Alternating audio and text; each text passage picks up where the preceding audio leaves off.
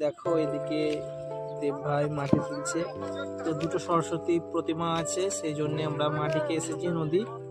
তো উপরে যে মাটিটা করি সেই মাটিটাকে আমরা বলি দোমাটি। তো তোমরা কি বলো জানি না, সেই মাটিটাই করবো। তো আজ এই যে নদীর ধার থেকে মাটি নিয়ে যাচ্ছি। কেউ কেউ আবার গঙ্গা মাটি করে, তো আমরা গঙ্গা মাটি থাকলে করি, না থাকলে এই মাটি দিয়ে আমরা ঠাকুরগুলো ফিনিশিং করি। তো কেমন ফিনিশিং হয় অবশ্যই তোমরা দেখতে পাবে।